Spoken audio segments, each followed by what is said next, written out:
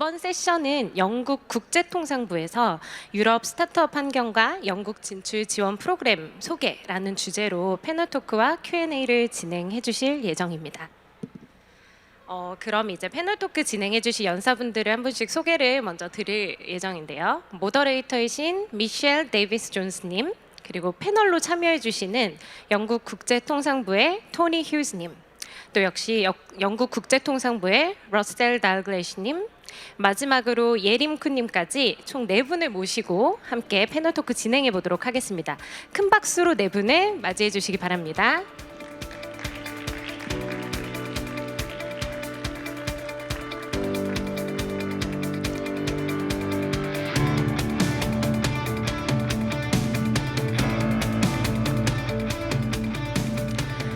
네, 감사합니다. 그럼 저는 이제 모더레이터이신 미셸 데이비스 존스님께 이제 마이크를 넘기도록 하겠습니다. 패널 토크 진행 부탁드리겠습니다. Welcome everyone. It's a real honor to be here today. And we're very excited that the organisers of COMEUP asked us to come and talk about the UK. And the thriving ecosystem of technology companies that we have there, and what the interest might be for all of you to hear more and learn more about the United Kingdom. But before I do that, I will introduce myself. I'm Michele Davidson-Jones, and I'm the COO of the Global Entrepreneur Programme, which is a government-run programme to support entrepreneurs and founders, startup, scale-up businesses to actually reach their ambitions of scaling their businesses and internationalizing from a global HQ in the UK. So before we start our session, I'd like to introduce the panel. So I'll hand over to Tony Hughes, and he'll say a few words about himself. Thank you, Michelle, and good afternoon, everyone. So my name is Tony Hughes. The GEP program has a number of experienced entrepreneurs, so founders like myself who've started companies, built companies, sold companies in the UK, and we're there to support overseas founders, including founders from Korea, to come to the UK. My background is originally in television, behind the camera, not usually in front of the camera. And then I moved into helping tech startups over 20 years ago. So for those of you who are in Generation Z, that was in 1901 in terms of how the tech has developed and the pace of change over the last so many years, which is phenomenal. And now, of course, everywhere is a startup hub, including Seoul, which is a phenomenal startup hub. So we're very happy, as Michelle said, to be here. I'm very happy to speak to you today and looking forward to hearing your questions. Good afternoon, everyone. It's an absolute delight to be back in Korea again and to get the opportunity to meet such exciting startup, innovative companies. My background is in startups. I've built, grown, and sold startup technology businesses, and I've experienced the challenges of taking my business into new markets, and in particular, moving my HQ from my own country to another country. So the reason I'm here this week is to speak with any innovative companies who are considering relocating their company to the UK. And why to come to the UK is to take advantage of the exceptional entrepreneurial ecosystem we have, amazing investors, and an entire culture about growth. So please speak to us if you're looking to make that move and you want to take advantage of a base in the UK, not only to access the UK market, but from there, international. Thank you.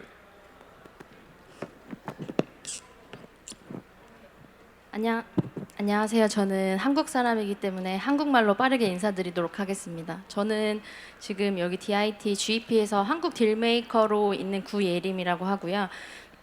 제가 한국에서 지원하시는 GEP 기업들 다 관리를 하고 저랑 같이 일하시는 분들께 딜을 공유해서 함께 영국에서 스케일업 하시는 것을 돕는 역할을 맡고 있고요. 지금은 25개 기업과 영국 본사 옮기는 건에 관해서 협의하고 있고, 저는 한국에서 항상 만날 수 있는 사람이라서 오늘은 영국에서 오신 분들 위주로 좀 대화를 해보려고 해요. 그래서 이따가 질문도 많이 해주시고 이분들이 또 한국에 처음 오셨어요. 그래서 이렇게 좋은 기회 만들어졌을 때 다양한 이야기가 오고 가면 좋을 것 같습니다. Well, thanks everyone. Thanks for all those introductions. What I'd like to do is just say a few words about the programme, but also about the UK. So the UK government created the Global Entrepreneur Programme because it recognises that science, innovation, technology are the driving forces of any economy. And therefore it's very important to support that ecosystem of dynamic, exciting, innovative companies. And before I talk more about the programme, it's probably worth saying that what you have in the UK is an incredible ecosystem that's grown over time. I know Russell and Tony have just sort of touched on that slightly, but we have 122 billion-dollar companies, so unicorns in the UK. And we actually have 12 decacorns. And in addition to that, we've got around about 248 aspiring unicorns who are over 250 million, which is a very exciting position to be in within the UK. And that's supported by an amazing network of investors. So we are second globally behind the US in terms of investment for startup businesses. And in fact, we just had a record 2 quarters in the UK for 22. So 16 billion of investment has been raised, which is phenomenal really, and why it's a very exciting place to come and be right now. And the programme, the Global Entrepreneur Programme, is all about supporting startups, scale-ups with their global ambitions. And we've been running the programme since 2004, but it's really scaled itself in the last 4 years. And over the time that the programme has been running, we've helped more than 1,100 entrepreneurs grow their businesses in the UK. And that's from a whole range of markets, including South Korea. And we'll touch on some of that later. In addition to that, we also have found that our companies, once they're in the programme, they actually come to the UK and do very well at raising investment. So of the 400 companies that we've landed in the last 4 years, they've raised around about 25 million in investment. So some really impressive sort of statistics there. What I'd like to do is actually have a conversation with our deal makers, because I think that will give some insight into why the UK is an exciting place to come. It's probably worth mentioning as well that we are very early adopters of technology. As a nation, we like technology. And what that means is all your products and services that you're creating, you have an appetite in the UK to buy those products and services. And that's really important for you to understand. Now, I'd like to turn to Tony. So Tony's one of our deal makers. We have 24 deal makers in total. 9 are international, so like Yerim, who's based here in South Korea. We have others in other markets around the world. And we have the rest are based in the UK. Tony is based in the UK, and so is Russell.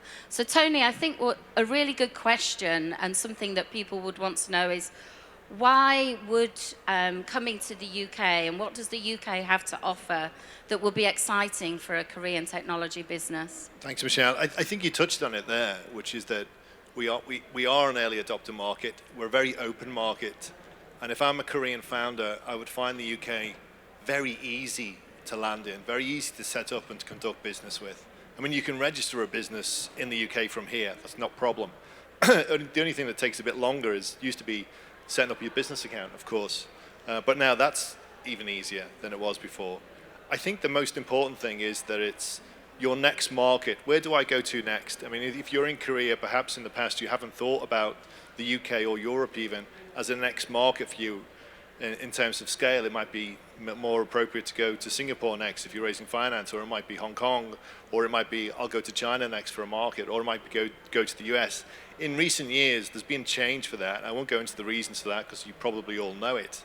But we've seen a phenomenal rise, and you can just ask Yerim about the number of Korean companies she's talking to now as opposed to what we were talking to 4 years ago, in the amount of Korean founders who are interested in the UK and want to go there, because I think it's important because it's a springboard. I think it's an important springboard for companies who want to go global. So we're not just here for, to help companies to go to the UK, and that's fine, that's the end of the support. We're really interested in companies who've got huge ambition for their technology, for their product, or whatever their service is, who really want to go global with it. That's what we're interested in. So yes, we can help you come to the UK, and that's a fairly easy process, especially with our support. But the next thing is then, how do I take my product and service and go global? The UK is a fantastic test bed for your product outside of Korea. Once you're in Korea, of course, you know the market very well, you understand the culture, you might understand the market dynamics and who your competitors are, etc. When you go to a new market, you start again. And where we come in as deal makers are basically non-exec advisors to your company to make sure, A, you don't make many mistakes, but B, to make sure that you maximize the opportunity that you have in the UK. Because we don't care where you're from. Michele mentioned some pretty impressive numbers there about the number of companies that have risen to unicorn status and are waiting to become unicorns. About a third, and I think it's rising, of all the tech founders in the UK are from somewhere else. They came into the UK to grow the business. That's an astonishing statistic if you think about it. It also says to me that you can't just go to the UK and sell, maybe get 1 client, 2 clients, maybe find an investor. It means to me that I can go there and grow a global company. I think that's the most exciting part about the UK, and hopefully we can open up some doors to make that process easier for you. Yeah, thanks, Tony. And there's some really, really great points there. That I suppose I should explain what a Dealmaker is, because it could be anything. But so the Global Entrepreneur Program, when they first created the program, they recognized that entrepreneurs like to speak to entrepreneurs, and that whole collaboration is very important. So they created the role of the Dealmaker, which is, as Tony said, it's that, that non-exec advisor, that mentor, the person who you can go to and talk through the strategies and the thoughts that you're having about how you go global with your business. And they also have, networks that they can open up. And that sort of leads me on to a question for Russell about the networks and about the incentives that there are in the UK, because there are many of them to support innovative technology businesses that are looking to grow. And maybe you could talk a little bit about that, Russell. Thank you, Michele. The UK and the people of the UK have a huge respect for the people of Korea and for the technology that comes from this part of the world. This is one of the reasons why there's such an attraction to bring Korean companies to the UK. Provided your company is accepted onto the Global Entrepreneur Program, you will have free of charge access to someone like Tony or myself to hold your hand while you start to build your company and make the connections within the UK. The UK has an infrastructure of different levels of support to provide you with the financial muscle that you will require to grow your company. That can come from our really in-depth investment community, where investment will range from early stage angel investment right the way through to the Series A, Series B rounds that you will require. But we also have grant investment money. There's approximately £6 billion available through Innovate UK, our organisation which will put cash into businesses which are developing unique new technology. We also have a wealth of regional support that's available. So for myself in the UK, I'm based in the city of Edinburgh in the nation of Scotland. And within Scotland, there's a whole new range of support that's available. And also you get access to our universities, to our talent. And I would ask you to seriously consider the option of coming to the UK. Today I've had the pleasure to walk around COMEUP and meet some of the most amazing technology companies. And I've been able to talk to them about applications for that technology and the financial support that will be available for their companies if they were to come to the UK. And the reason why I'm so excited to be part of the Global Entrepreneur Program is I wish it had been there for me. I wish there'd been someone to hold my hand as I moved into new countries, help me to open those doors to access the funding and support and access to those networks. And I hope you'll consider to reach out to us and find out more about the programme. Thank you. Thanks, Russell. And as you can probably tell, the secret sauce to the Global Entrepreneur Programme is our fantastic deal makers that we have. I think it's probably worth at this point just talking about some of the South Korean companies that have already come into our program and are thriving through GEP. So, Tony, I know that you've worked with several South Korean companies. Could you perhaps give us a kind of flavor of and their stories, their case studies that will really help the audience to understand what we do? Absolutely. I mean, Yerim, I don't know if you said this in your introduction. I think you might have done. But Yerim was a startup who came into the UK a number of years ago. I won't mention how many years ago. A number of years ago, and did very well. We've had a variety of Korean startups coming into the UK market that I've supported. Another one I'll mention is a company called Sendstone. It's called Sendstone here. It's called Switch in the UK. And they actually came into the UK to do something very innovative. It was basically a credit card which is activated by your thumbprint. But the background system to that was utilising blockchain technologies. So a very new technology into the UK market. And I really enjoyed working with them because they had the technology, it was proven here, it was built here, and they had some traction. So then they wanted to go to the UK because we were able to scope the UK market with them together and ascertain whether the UK was a ready market for them, for their technology, and also whether we could actually, and this is very important in the program, whether we could actually help them. And we helped them by, as I mentioned before, opening a number of doors for them. So I spent, the first few weeks with Chang and his team was spent going around London in the main and meeting with organizations who are interested in their technology, whether they are banks or insurance or large corporations, all interested in the technology. They were also interested, of course, as you're all scaling startups in finance. So we also had conversations with investors in London. And the investors in London are not just from London, I have to say. There are global funds situated in London, including the biggest VC fund in the world.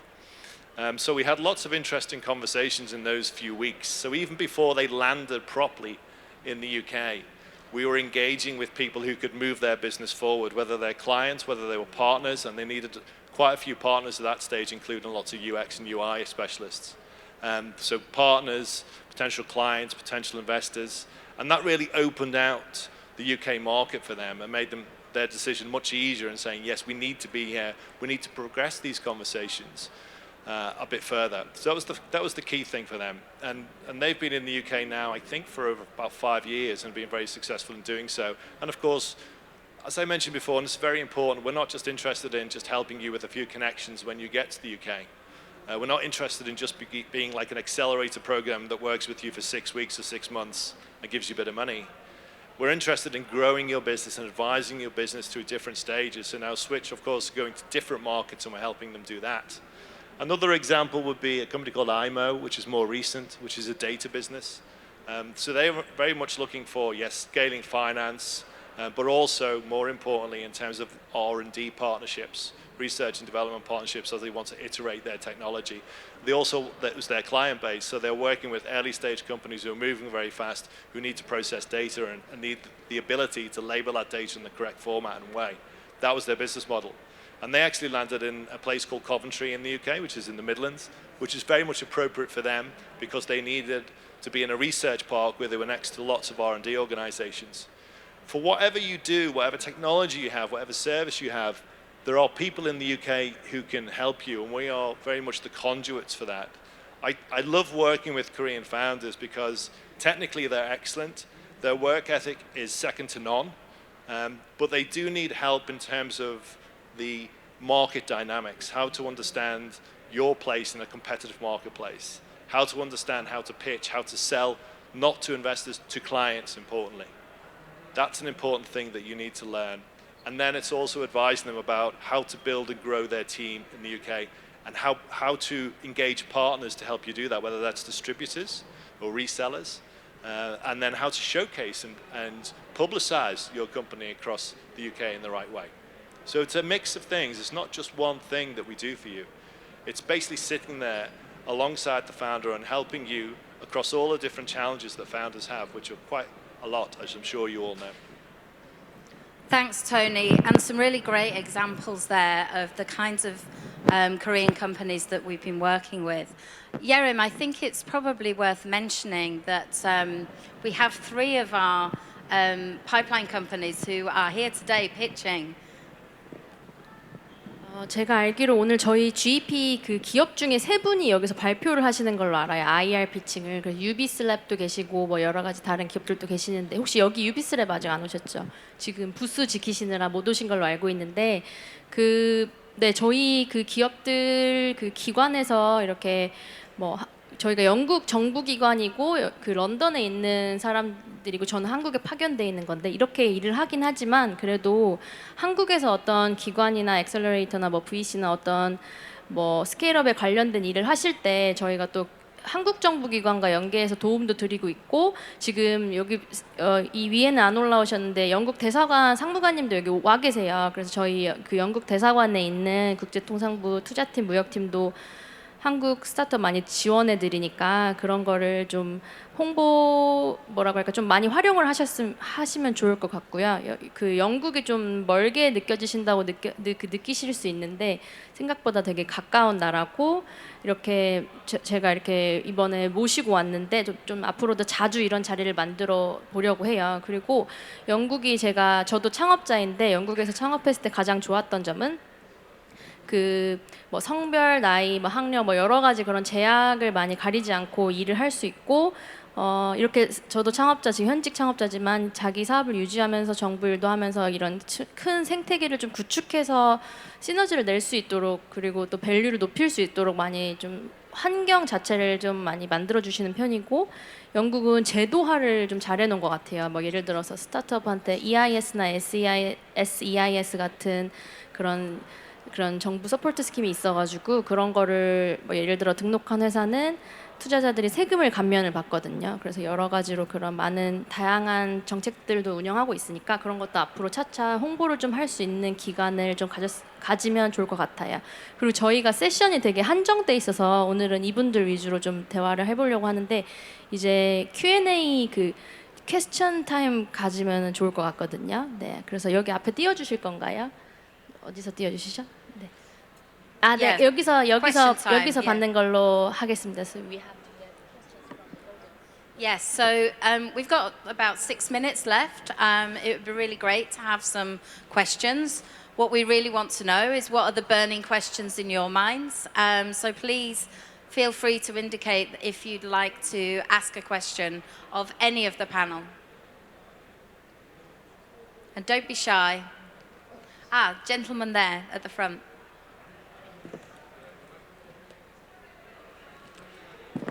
Hi, I'm Jae-young Park from the Garrison. My company's name is the Garrison. The Garrison is about global startup community in Seoul, and we have 100 members. And the Garrison is about our branch in Britain within 2 years. So, do you guys have any recommendation of cities to set my branch in UK, except for London? Oh, and the one more question is there any chance to grab a coffee or tea in London in January? Great question. Tony? You're going to jump in there and talk about Scotland, but okay. Are you asking where you should set up your place in the UK? Yeah? Oh, you've been switched off? London. Yeah, okay. Well, obviously, my friend here is Mr. Scotland, so he will advise you that Scotland is the best place to set up your startup. I suppose it depends on what you're looking to do and what time frame, what type of startups that you're either bringing over from South Korea, or what startups or communities you want to connect to in the UK. Whatever that is, I'm sure we can identify the right place for you. I mean, obviously, London's our only big mega city, like Seoul is yours here. So there are lots of startup organizations though. I mean, we did Tech City, which is 10 years ago, funnily enough today, which really kind of propelled London as a tech city, because it never used to be. It never used to be the place where you did tech in the UK. You know, that was very much places around the big tech universities like Oxford, Cambridge. Edinburgh's a fantastic university up in Scotland. But now London is the scene, and as I said before, everywhere is good for tech now because of the nature of technology, and you can build on top of the cloud, etc.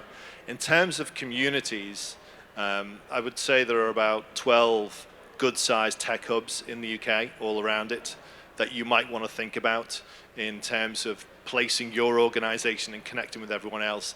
I think that the great thing about the UK, and it's certainly, I think, true of Korea as well, because I'm always welcome here, and everyone is so friendly here and engaging and collaborative. And I think it's the same in the UK. So yes, we can definitely grab a coffee or actually, rather than a coffee, we could actually have a pint. That's better. So that's the other thing I forgot to mention in terms of market access. No one will buy anything from you in the UK unless you go to the pub with them at least 3 times. 3 times for the beer. And then they will listen to your company offering, and then you develop your relationship first, as is here, and then you can pitch them your product. Yeah, but we can talk in January. If I could just add to that, which is what it would be like to work with us. So, because we have access to the data sets held by the British government, we can quite quickly perform an analysis of the most likely top 2 or 3 destinations for you. We can then arrange a visit to those locations where you can meet all the key players within the ecosystem, covering both innovation, grant funding, investment, etc. And you can meet other people who've brought their company to that particular location. That then gives you the opportunity to make the decision that's right for you. And that decision could go further than business, because it will also include, for example, where you're going to base your family, what schools are going to be like, and the cost of living. And that's one of the great advantages of the program, is the fact that we have access to that data set to provide you with the insight that you need to make the right decision for you. Yeah, that's a really good point there, Russell. We got time, I think, for another question. I don't know if someone can get a microphone to the guy in the grey jacket. Yeah, great. Thank you so much for your wonderful explanation. My question is that because the UK used to be the springboard for the European market, but since then your countries are out of EU from the Brexit, would be any impact for the startup to using the UK as a springboard? Yeah, it's a very good question. And actually, it's a question we asked ourselves, would that have an impact? And actually, we found the answer is no. It hasn't changed anything. If anything, and I think entrepreneurs always want to find solutions. So if there is a difficulty or something that an entrepreneur and the founder finds challenging, then they will find a solution to it. And that's very much the way that we've seen that people have approached the change that we've had in the UK. And I can honestly say, hand on heart, there has not been a difference. But I mean, I'll hand that over to Russell and Tony as well, because they probably have their own comments to make. I mean, it's obviously had an impact because it means that it's more difficult now in terms of regulations for people to export across from UK to the rest of Europe. So if you're a large corporation and you have supply chain issues, then that they're going to be exacerbated by that, and we're still working through that process. I think we'll get there, and we'll get to a point in which those regulations will be eased in some degree. I mean, I actually have a startup I'm working with now from Singapore that's coming in, that's got very clever machine learning algorithms in terms of being able to process heavy-duty legal documents really quickly and then automate them, which will hopefully sell to the UK government at some point, because they might need them. But it has an impact with some businesses. For other industries and businesses, it's less of an impact. I mean, if you look at the startup ecosystem, now the scale-up ecosystem, so startups need a lot of help and support and fuel, i.e. investment, to do that. The UK is by far and away still the largest market for that globally. I think probably, you look at markets like, of course, California to start with, and then the East Coast of America, the UK is next, in terms of the availability of finance and the understanding of people in that marketplace in different industries, whether that's medical, or whether it's media, or whether it's retail, or whether it's education. What's interesting about places like London, for example, we talked about a megacity, is that you've got, when I talk in the US, I use the analogy of, London is like San Francisco, Washington, and New York wrapped into one. So that ecosystem is very difficult for anyone else to replicate. Brexit is about trade rules. And trade rules can be talked about in another time, another place maybe. But in terms of Brexit, I think if I was a Korean company and I was looking for the next step in terms of scaling my company, in terms of finance, in terms of finding that next market, I would definitely be having the UK at top of that tree, because the dynamics which put it there hasn't changed. And the dynamics in those other countries around startups, whether it's France or Germany or wherever, is still the same, and still makes it difficult for startups even in their own country to scale and grow, which makes it difficult. And Brexit has no impact on that side. Thanks, Tony. And I'm seeing that our time is up. It's gone very quickly. We have really enjoyed the opportunity of speaking to you all today. And what we hope is that we will get the opportunity to speak to more of you in our time. We're actually here in Korea for 10 days. We're very much looking forward to meeting and talking and collaborating with lots of you. And we're very excited that we were able to be here today and to talk about the Global Entrepreneur Programme. I'd like to thank my panel of speakers, Yerim, Russell and Tony. And I very much look forward to meeting you after our session. So thanks, everybody.